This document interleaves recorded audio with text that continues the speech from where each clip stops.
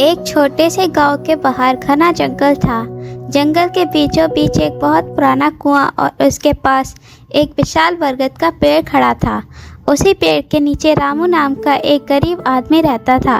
उसके पास ना घर था, ना जमीन, ना परिवार और ना ही कोई मददगार। गांव के बुजुर्ग बताते थे कि कई साल पहले रामू दूर के शहर से तीर्थ यात्रा करके लौट रहा था। रास्ते में लुटेरों ने उसका सारा सामान छीन लिया। बचे खुचे पैसे भी खत्म हो गए। आखिरकार उसे मजबूरन इस जंगल में बरगद के पेड़ के नीचे रहना पड़ा। लेकिन रामू मेहनती और बेहद ईमानदार इंसान था।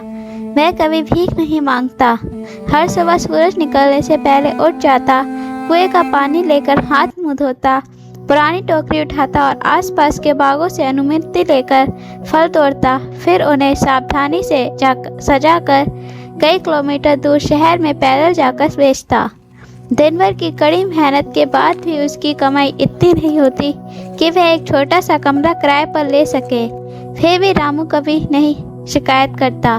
शाम को लौटकर भगवान का शुक्रिया अदा करता और सूखी रोटी खाकर सो जाता। कुछ गांव वाले उसकी मेहनत देखकर खाना दे देते तो कुछ उसका मजाक उड़ाते। रामू हमेशा मुस्कुराकर कहता, आज नहीं तो कल मेहनत जरूर रंग लाएगी।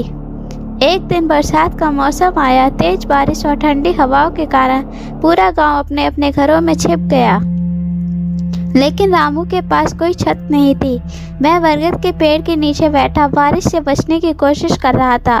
तभी उसने देखा कि एक बूढ़ा आदमी भीगता हुआ उसकी तरफ आ रहा है। बूढ़ा भूख और ठंड से कांप रहा था।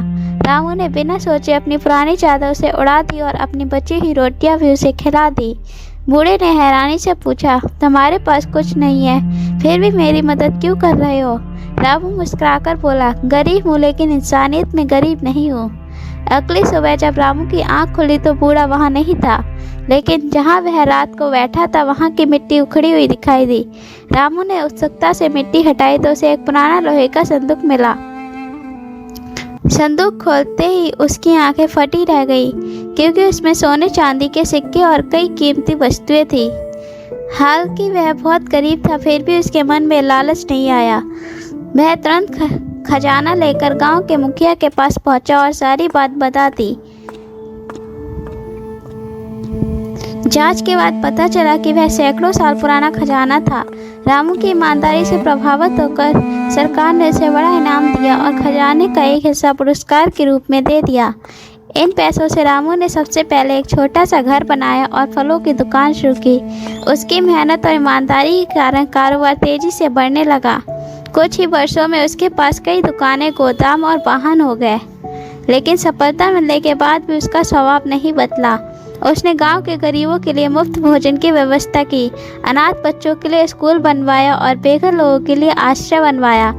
जो लोग कभी उसका मजाक उड़ाते थे वे भी उसकी इज्जत करने लगे। रामू की कहानी आज भी लोगों को यह सिखाती है कि मेहनत, ईमानदारी और दया का साथ कभी नहीं छोड़ना चाहिए, क्योंकि इन्हीं गुणों से इंसान सच्ची सफलता हासिल करता है।